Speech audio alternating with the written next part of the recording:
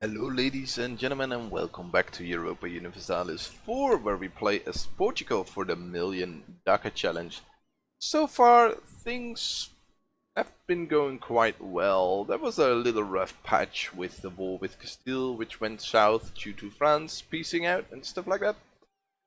But for the most part, I think we're doing fine. We managed to destroy all the rebellions in Congo. We still got some rebellions in Benin. Ooh, these guys actually decided that unrest is low enough for the rebellion to go away.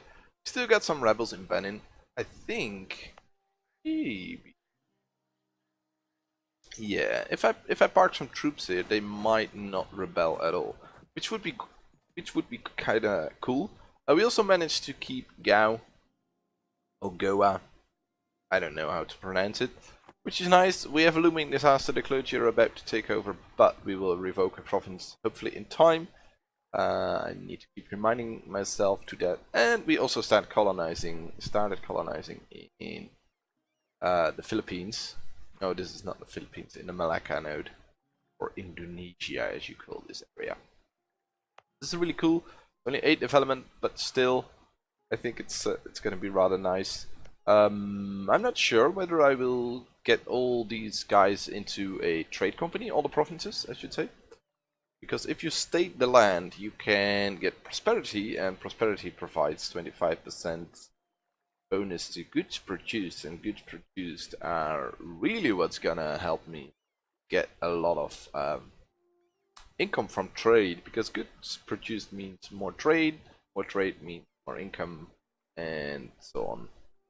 So yeah, the goods produced is really important, but I will have to figure out a way how to do that once I am a merchant republic. I'm not sure if I can only have 20. I'm not sure how it currently works in this patch. Do you need 20?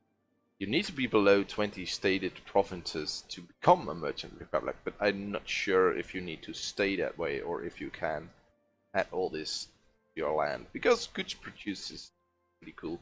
Of course, we want to, the centers of trade we want to give to the trade company, because 100% increased trade power is really powerful. So, what are we going to do in this episode? Well, I've consolidated my power, so to speak. I was kind of hoping that I could support independence for Aragon. Not quite yet, but the loyalty is going, or the liberty desire, I should say, is going up again. It was at 50. It was down at somewhere in the 30s. But it's gone up now again, so maybe they will hit 50 at some point, and I might support their independence, and hopefully France will join. But France is a bit stupid, because France is colonizing the Bermuda Triangle, or no, Bermuda, the islands, and he's parking 40,000 troops there, which are all suffering from attrition, a lot of attrition. So I don't know, man. What's this? 4.1% attrition on 40k troops. That's really gonna hurt it. You could check the ledger. I didn't do it, but I kind of wanna check it. Look at that. He is at 0 manpower due to the fact that he parked his entire army, or almost his entire army, on that little island. That's so bad. Well, it looks like we're not gonna win from Castile anytime soon, but that doesn't matter.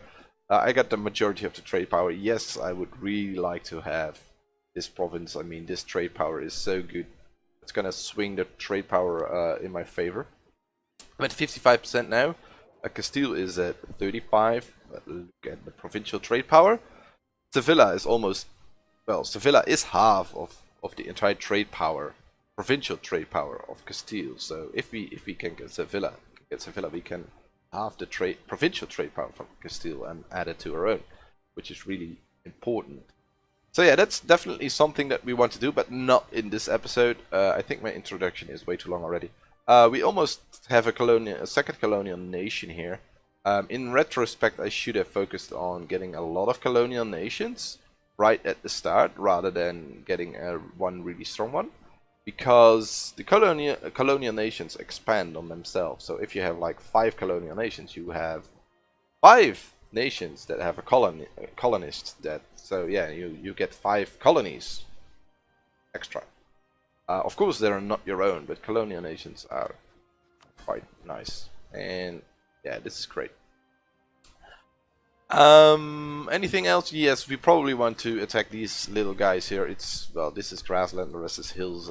They have 1 ally. I think I can easily beat them. Take all their land, or a lot of it. I'm not sure about the army size. I haven't checked yet, but we're gonna beat these guys. And I also want to start working on Mexico. But before I do that, I need to be able to pull my troops out of Africa and bring them back, because I can use these men to beat these guys.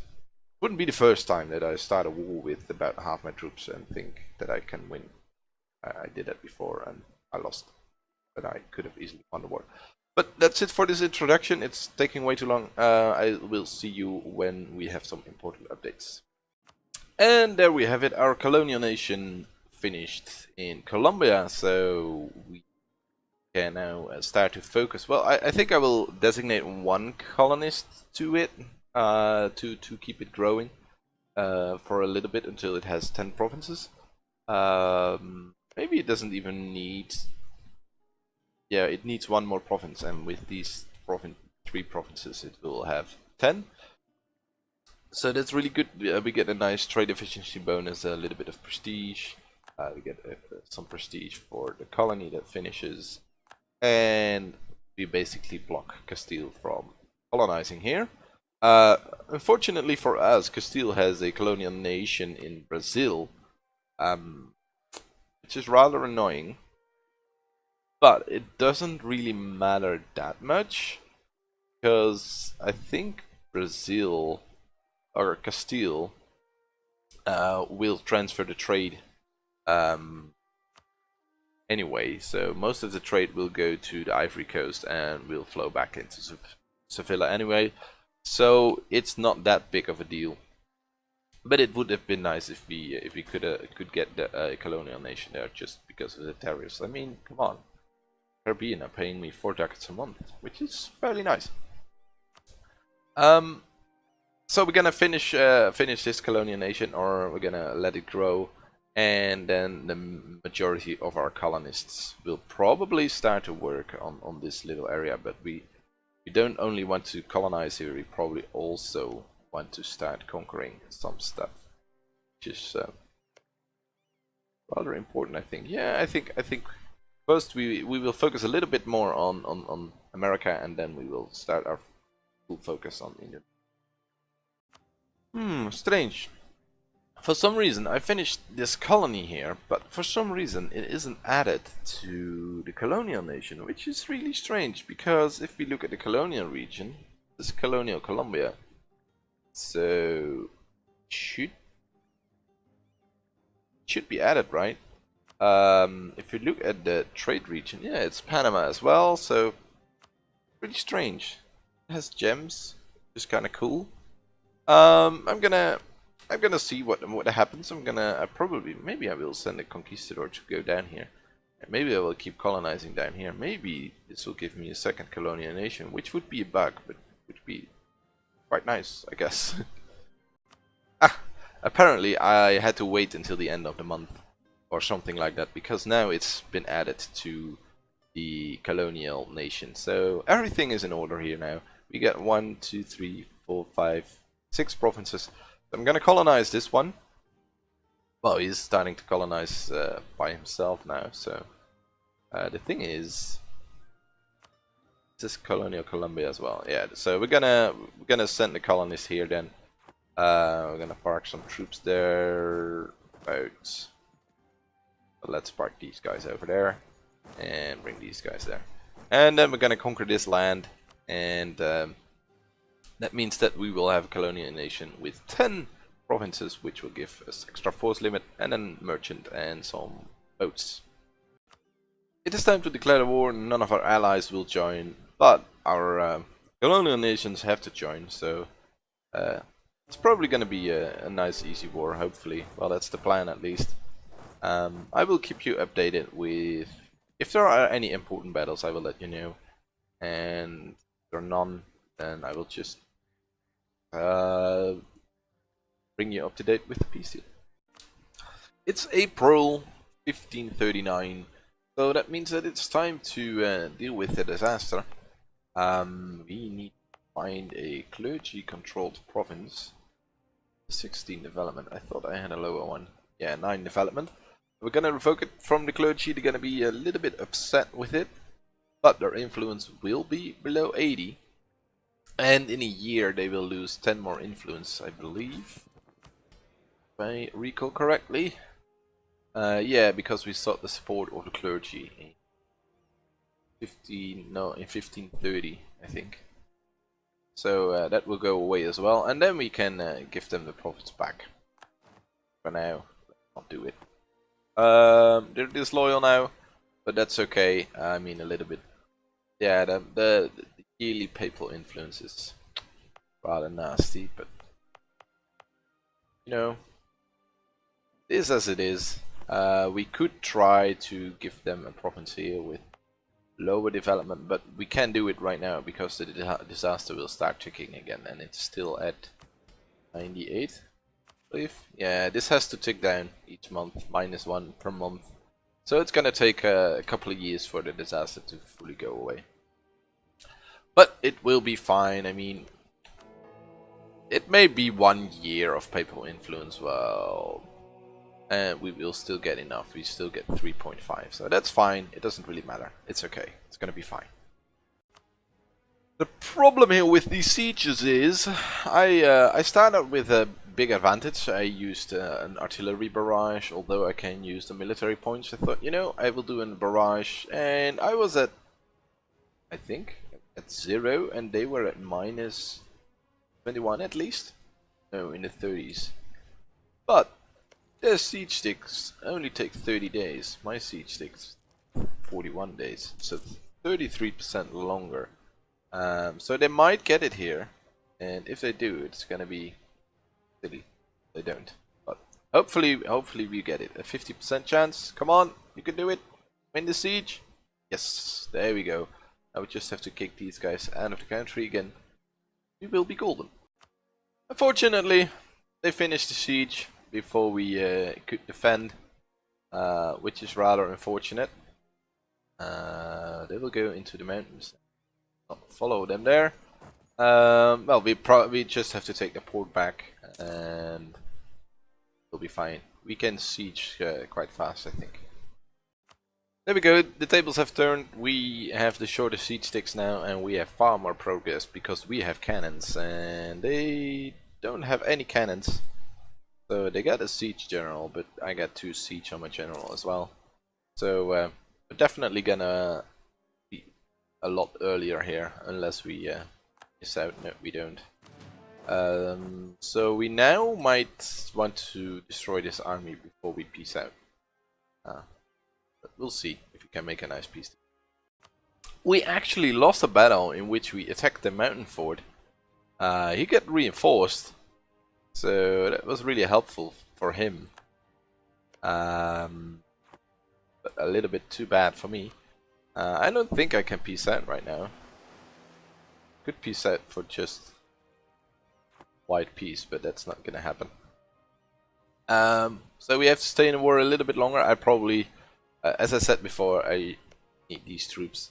I kind of need them here to get rid of the unrest, but I think I can suffer a little bit unrest here. So we're gonna bring these 16k troops, and we're gonna bring them here because we want to crush these guys. We don't want to end up with a war that takes 5 years to win. So we're gonna bring some troops, and we're gonna crush them.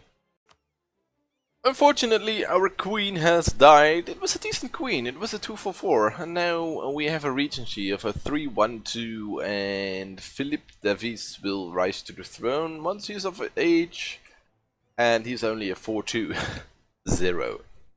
So it's time that we finish these ID groups, trade IDs as well, so that we can finally switch to that merchant republic, so we can have elections.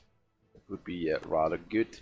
The main forces have arrived, so we can mop these guys up, and then we can finish the war. I'm paying way too much attention to the war, and not to my colonists. I got 2 colonists sitting around doing nothing. Is this colony finished? No. Wait, oh, I know, I remember. I was planning to send one.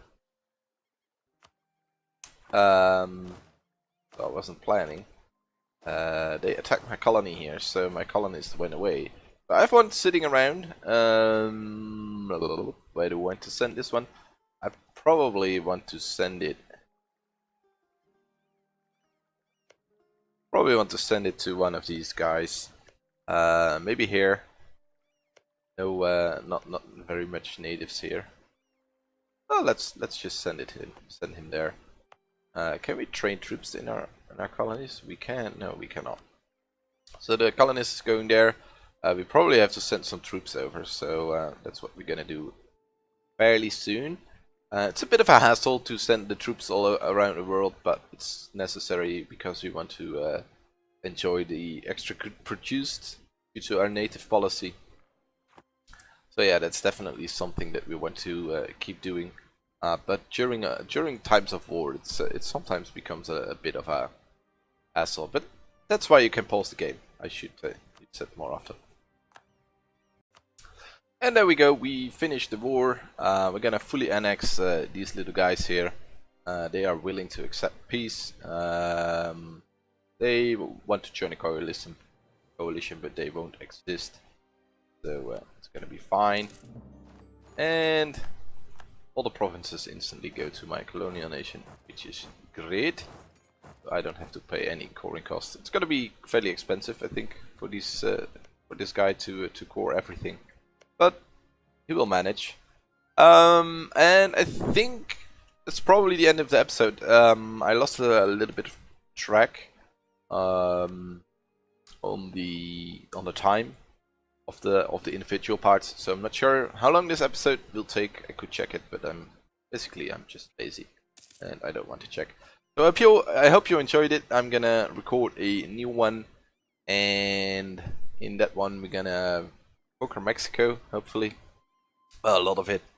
Yeah, we probably want to conquer the entire Mexico area. By the way, France has lost so many troops that he's not suffering attrition anymore. I think, I'm not sure if he's still down on manpower. Ah, he actually has some manpower. But he decided, you know what? I'm gonna train mercenaries. But he also spent quite a bit of manpower on troops, apparently, because yeah, he trained some troops and mercenaries. He's just silly. I don't know what's happening to him. But we got a nice, decent new colonial nation. We get a new merchant, which we should place somewhere. I cannot place him in Mexico, unfortunately. We can place him here. Or do we want... We have one in the Cape. We do not yet have one in Zanzibar. So let's place a transfer trade power. This guy, let's put him there. Just transferring it to the Cape, and the Cape is transferring it up. We need to figure out a way to control the Gulf of Aden. We could send 1,000 ships, or I don't know, a lot of ships in the end game, which will probably help a lot. But maybe we want to conquer a couple of centers of trade. So these little guys here. Same goes for Zanzibar, because well, Zanzibar, it either stays in Zanzibar or it gets pushed forward to the Cape. Luckily for us, there is probably going to be a lot of Western European countries that are gonna pull from Zanzibar later on. So we might not need to conquer provinces, but it's never a bad idea to control some centers of trade here. So we might do some conquering there later on as well. And for the Philippines, or not the Philippines, Indonesia, I think we probably just want, well, we want to colonize everything here that we can, and later on we probably want to conquer some land as well, as long as these guys aren't tributaries to Ming. This one is Malacca, which is unfortunately the case, but if we're quick, we can conquer these guys.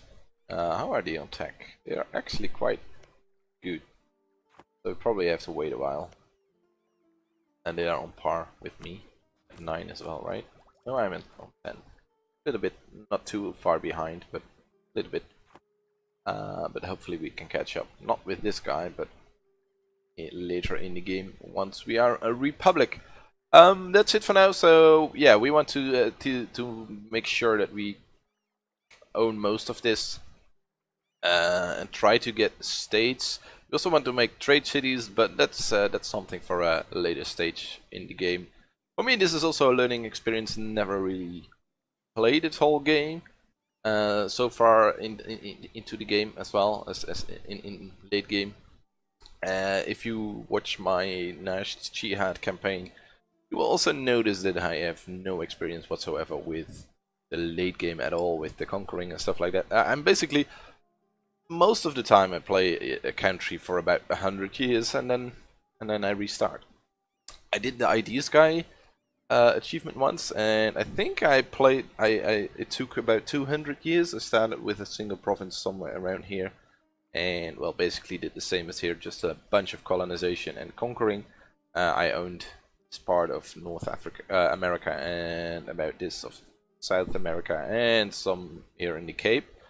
And that was enough to bring my income up to 500 ducats a month. So in about 100 years from now, I expect that this income will be maybe, I think 10 times this income in 100 years. Well, let's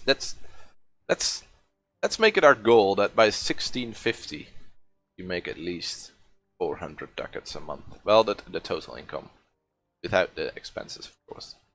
That's going to be my goal now. That's my next goal. So this has to go up a really big step. That's gonna be fine. I'm rambling on way too long already. I'm sorry for that. That's a habit I should get rid of. But thank you for watching. I should take notes. As I said in some other episode, I should take notes on things like this to improve the episodes. But I'm rambling again.